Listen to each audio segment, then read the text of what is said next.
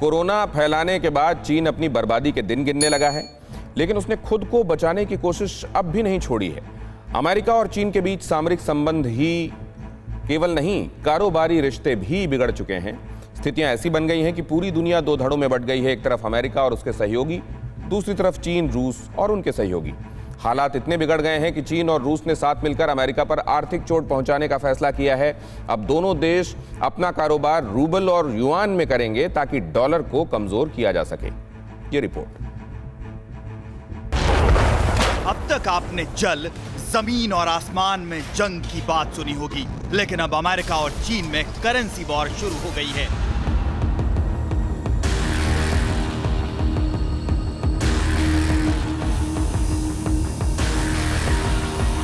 और इस वॉर में चीन के साथ रूस भी आ गया है। पहले अमेरिका ने चीन पर डॉलर वाला हमला बोला, अब चीन और रूस मिलकर अमेरिका पर युआन और रूबल से पलटवार कर रहे हैं। अब चीन और रूस का टारगेट है डॉलर, यानी इकोनॉमी को पूरी तरह से खत्म करना, जिसकी गवाही ये आंकड़े दे रहे हैं।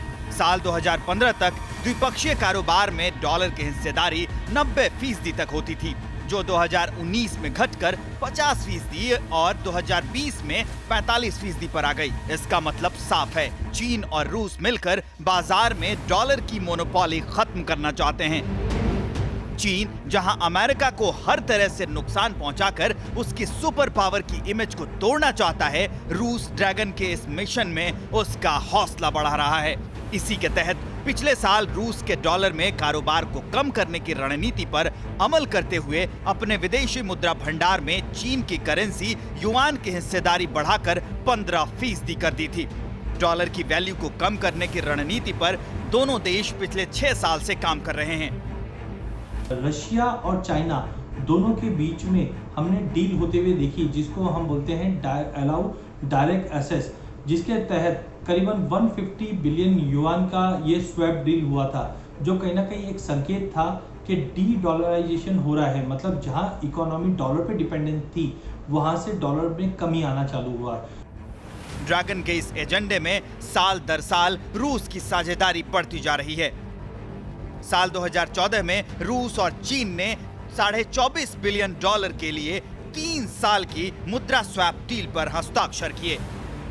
मतलब ये कि इस डील के तहत दोनों देश बिना एक दूसरे की मुद्रा खरीदे ही युआन और रूबल की संख्या बढ़ा सकते हैं। अमेरिका को चोट पहुंचाने के लिए चीन ने इस डील को 2017 में 3 साल के लिए फिर से आगे बढ़ा दिया। यानी पुतिन और जिनपिंग हर साल में ट्रंप को आर्थिक मोर्चे पर घेरने में पीछे नहीं रहना चाहते। इस कड़ी में मील का पत्थर साबित हुआ चीनी राष्ट्रपति शी जिनपिंग का रूस का दौरा।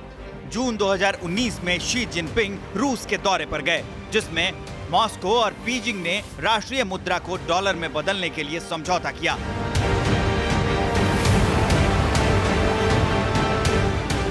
अगर हम ट्रेड करेंगे चीन के साथ और वो डॉलर में नहीं होगा और जो चीनी जो करेंसी है, जो युआन है, उसमें अगर होगा तो फिर हम लोग और उससे कमज़ोर होंगे। तो इसलिए मेरा मानना है कि जो एक दुनिया में एक ये मल्टीपोलैरिटी आ रही है, उसका असर ये होगा कि अमेरिका थोड़ा कमज़ोर पड़ेगा।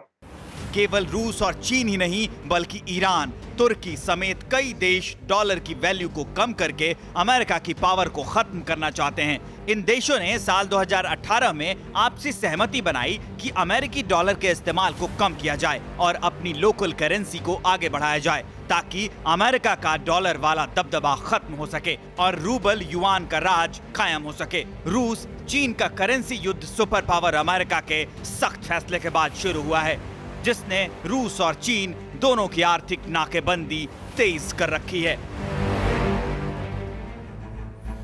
न्यूज़ टॉप 9 रोज सुबह 7 बजे और शाम 7 बजे सिर्फ TV9 भारतवर्ष पर।